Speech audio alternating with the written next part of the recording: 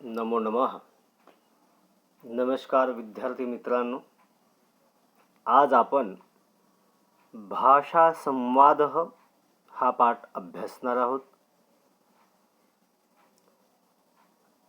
तृतीय मंडलातील हा पहिला पाठ आहे. तर चला पाहूया पाठाची भूमिका. शब्द उत्पत्तिशास्त्रम इति संस्कृत भाषायाः विशेषः. अर्थात शब्द की उत्पत्ति कैसी होती है इसके नियम बताने वाला जो शास्त्र है वह संस्कृत भाषा का विशेष है. यास्कमुनिना रचितं निरुक्तम् उत्पत्तिशास्त्र विषयकः आद्यः ग्रंथः. अर्थात यास्क मुनि द्वारा रचित निरुक्त नाम का उत्पत्ति के नियम बताने वाला जो ग्रंथ है वह पहला ग्रंथ है. तस्य आधारेण शब्द मूलानाम अन्वेषणम रोचकम. उसके आधार से, किसके?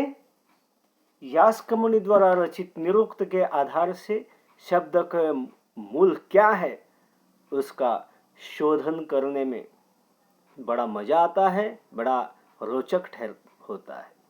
नैकासु, न प्लस एकासु अर्थात अनेक. भारतीय भाषासु संस्कृतम इति समान सूत्रम तथैव बहवः शब्दाः संस्कृत उद्भवाः संस्कृत समाः वासन्ति. अनेक भारतीय भाषाओं में संस्कृत जो है ये समान सूत्र में और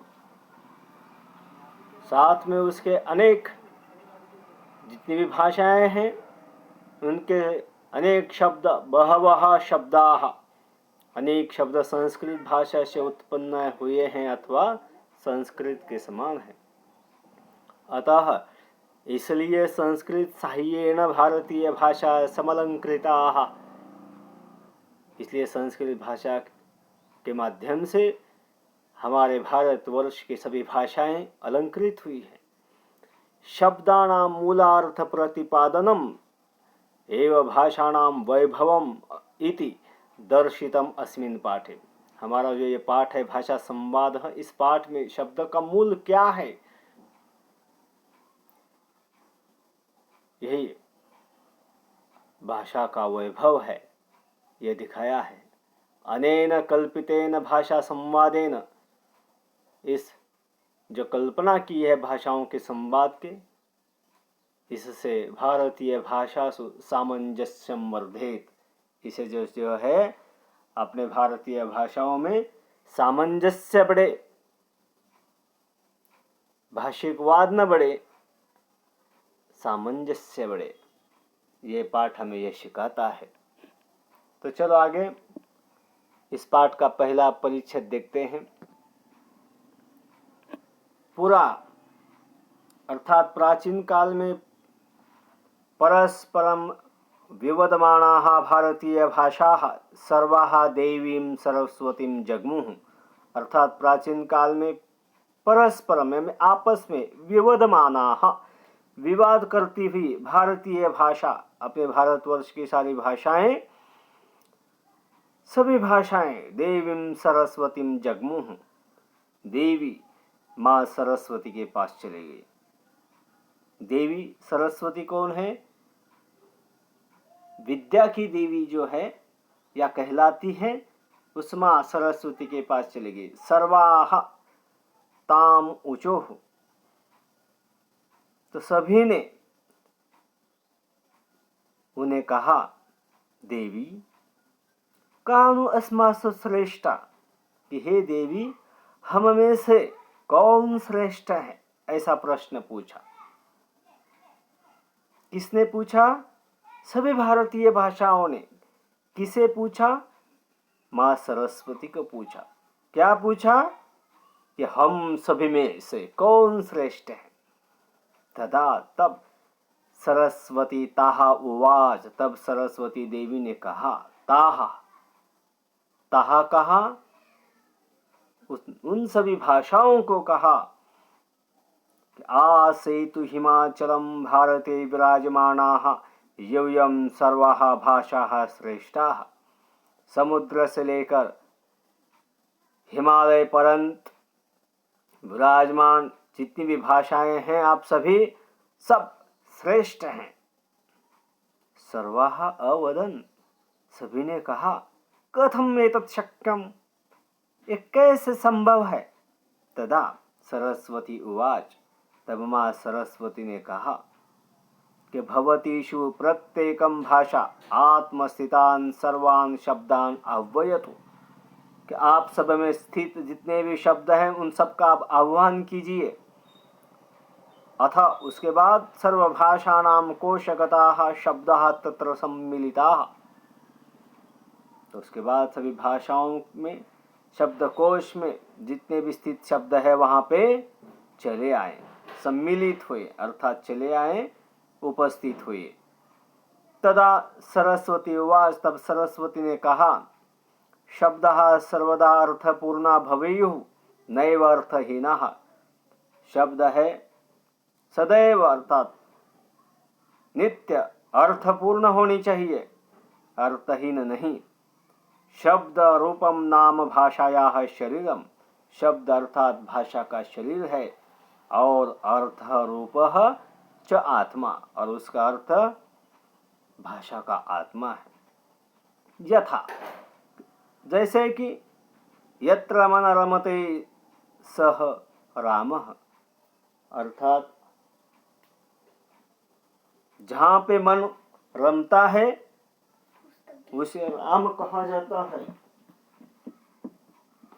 जहाँ पे मन रमता है उसे राम कहा जाता है। यह अबोधत स बुद्धः, और जो जागरूक रहता है या जागरूक है, सह बुद्धः, वह बुद्ध कहलाता है। चारुः वाक यस्य सह चार्वाकः, और जिसकी वाणी प्रिय है, सुंदर है, स चार्वाकः। या सततम अग्रे गच्छति, और जो सतत निरंतर अग्रे गच्छति, जो आगे चली जाती है, सा गंगा, तो उसे गंगा कहते हैं। इत्यादयः। तो यहाँ पे हम देख सकते हैं मराठी भाषा अनुवाद भी दिया हुआ है। इसका अनुवाद दिया है, परिच्छेद का आप लिख के ले सकते हैं। देखिए, पूर्वी म्हणे सगळ्या भारतीय भाषा एकमेकींशी वाद घालत सरस्वती देवीकडे गेल्या। सगळ्या तिला म्हणाल्या, अगं देवी, आमच्यापैकी कोण बरे श्रेष्ठ आहे। तेव्हा सरस्वती त्यांना म्हणाली, हिमाचल पासून ते रामसेतू पर्यंत भारतात शोभणाऱ्या तुम्ही सगळ्या भाषा श्रेष्ठ आहात। सगळ्या म्हणाल्या, हे कसं शक्य आहे। तेव्हा सरस्वती म्हणाली, तुमच्यापैकी प्रत्येक भाषेने आपल्यातील शब्द भांडाराला बोलवावे, अशा प्रकारे सर्व भाषांच्या कोशातले शब्द तेथे गोळा झाले। तेव्हा सरस्वती म्हणाली, शब्द नेहमी अर्थपूर्ण असावेत, अर्थहीन असूच नयेत। शब्द म्हणजे भाषेचे शरीर असते, तर अर्थ म्हणजे भाषेचा आत्मा। जसे जिथे मन रमते तो राम, ज्याने जाणले तो बुद्ध, ज्याची वाणी सुंदर तो चार्वाक, आणि जी सतत पुढे पुढे जाते ती गंगा, इत्यादि। तो आगे देखें, अत्रांतरे, इसी समय संस्कृत भाषायाम अमरकोशादयः नैका कोशाः अपि तत्र सम्मिलिताः। तो तभी संस्कृत भाषा में स्थित अमरकोश आदि अनेक शब्दकोश वहां पे उपस्थित हुए, सम्मिलिताः, अर्थात चले आए। तेषु शब्दानां पर्याय शब्दाः नाम समानार्थक शब्दाः उपलब्धाः। उनमें शब्दों के पर्याय शब्द अर्थात समानार्थ शब्द उपलब्ध हैं। किसमें? संस्कृत भाषा के शब्दकोशों में। तो तब सरस्वती ने कहा कि पर्याय शब्दानां मूलार्थापि चिंतनीयः। पर्यायी जो शब्द है, समानार्थक जो शब्द है, उनके जो मूल अर्थ है उसका भी विचार करना चाहिए। कि जैसे यथा वृक्ष इति शब्दस्य विविधः पर्याय शब्दाः सन्ति। जैसे कि वृक्ष इस शब्द के विविध समानार्थी पर्यायी शब्द हैं। जैसे पादपः पादये पिबति इति। पादपः पादये पिबति इति। पादपः पादये ने मूल से, पीबति या जड़ से जो पीता है उसे पादपः कहते हैं। महिरोह मह्याः रोहति इति। मह्याः भूमि पे, रोहति जो उग जाता है उसे महिरोह कहते हैं इति। शाखी शाखा धारयति इति। शाखी क्यों कहते हैं? जो शाखाओं को धारण करता है, इसलिए वो शाखी कहलाता है। इत्थम इस प्रकार वृक्षस्य विविधानि लक्षणानि पर्याय शब्दः प्रकटयन्ति। इस प्रकार वृक्ष की अनेक लक्षणों से पर्याय शब्द में से प्रकट हो जाते हैं। शब्दाः तो शक्ति स्वरूपाः। तो शब्द जो हैं वे शक्ति स्वरूप कहलाते हैं या होते हैं। अतः पर्याय शब्दानां यथोचितः उपयोगः करणीयः। इसलिए पर्याय शब्दों का यथोचित अर्थात यथा योग्य उपयोग करना चाहिए। तो इसका भी मराठी अनुवाद यहाँ पे दिया हुआ है, लिख सकते हैं।